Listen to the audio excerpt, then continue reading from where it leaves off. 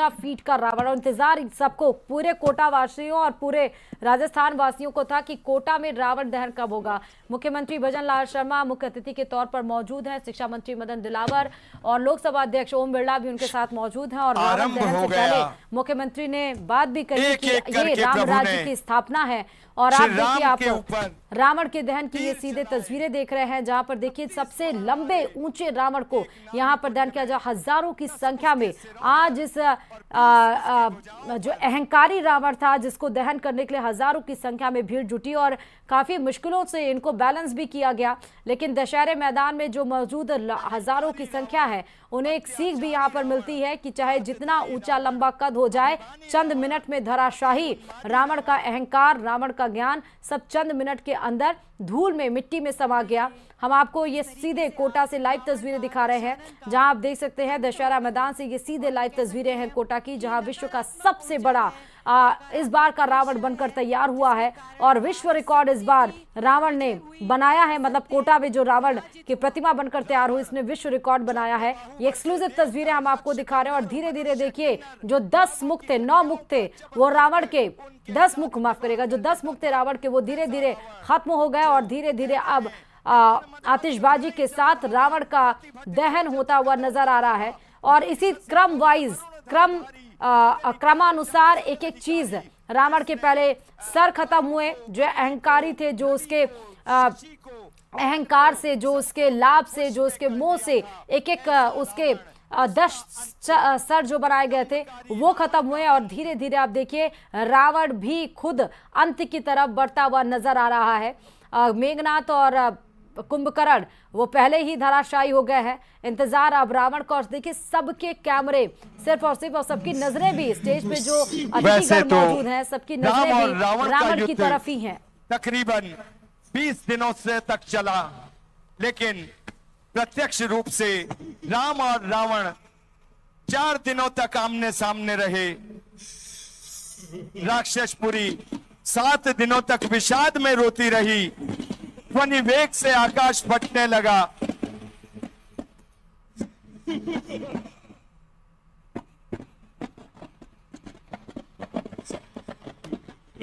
पौराणिक कथाएं जिस तरह हैं कि भगवान राम ने अगस्त्य मुनि के बताए अनुसार ब्रह्मशस्त्र का उपयोग करके रावण की नाभि में स्थित अमृत कुंड पर निशाना साधा था, जिससे उसकी मृत्यु हो गई। और यह रामायण के अनुसार रावण युद्ध के 10वें दिन हुआ। और इस अक्सर रावण के अहंकार और अधर्म के रूप में हम इसको देखते हैं।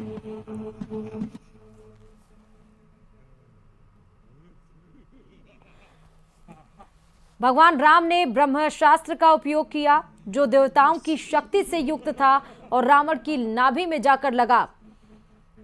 इस बाण के प्रहार से रावण के शरीर में स्थित अमृत कुंड सूख गया और वह युद्ध में पराजित होकर जमीन पर गिर गया, जिससे उसकी मृत्यु हो गई। रावण का अंत उसके अहंकार, उसके अधर्म और अपनी इच्छाओं की पूर्ति के कारण हुआ, क्योंकि वह सबसे अहंकारी कि उसे कोई मार नहीं सकता है। उसे भगवान शिव की शक्ति प्राप्त है, उनका आशीर्वाद प्राप्त है। कोई उसे, वो अजयी था, रावण कहता मैं अजयी हूं, और इसीलिए घमंड था उसे। लेकिन घमंड चंद सेकंड के अंदर चकनाचूर हो गया। अब अपनी नाभि में जो अमृत कुंड छिपा कर रखा था, उसी अमृत कुंड पर भगवान राम ने ब्रह्मशस्त्र से, जो देवी देवताओं की शक्तियों से युक्त था, उससे उस ब्रह्मशस्त्र को चलाया और सीधे रावण की नाभि में वो ब्रह्मशस्त्र रहा और वो उसका अमृत कुंड उस क्षण बिल्कुल सूख गया। वो धड़ाम से, विशालकाय रावण धड़ाम से जमीन पर, धरती पर गिरा और उसकी मृत्यु हो गई। रावण का अंत, जैसा हमने आपको बताया, कि उसके अहंकार, अधर्म और अपनी इच्छाओं की पूर्ति के कारण हुआ। और ये भी कह सकते हैं, जिस तरह पौराणिक कथाओं में है कि राम के हाथों रावण का वध नियति का हिस्सा था। रावण को मिले वरदानों की सीमाएं थी और भगवान राम ने सही समय पर सही बाण का प्रयोग कर उस पर विजय प्राप्त की। और इसीलिए हर साल हम ये दशहरा मनाते हैं, ताकि हमें याद रहे कि असत्य चाहे जितना आगे बढ़ जाए, लेकिन वो सत्य नहीं हो सकता है। निश्चित ही था।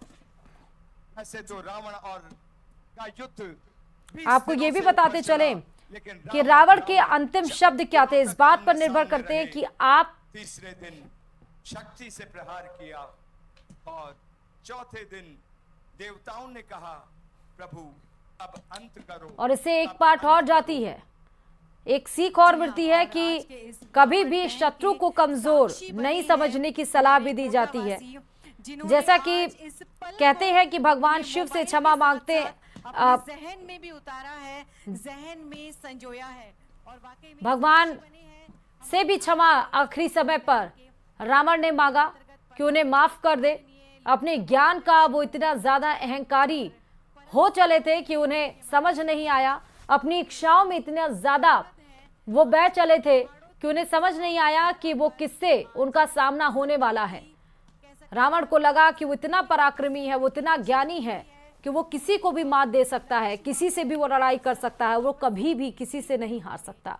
इसलिए अपनी आखिरी शब्दों में जब वो उसके प्राण उसके शरीर से अलग हो रहे थे तो उसने आखिरी शब्दों में माफी मांगी भगवान से, भगवान शिव से क्षमा मांगते उसने कहा कि भगवान मुझे क्षमा कर दे और अपने शत्रु को भी कभी कमजोर आखिरी समय में भी नहीं समझना चाहिए।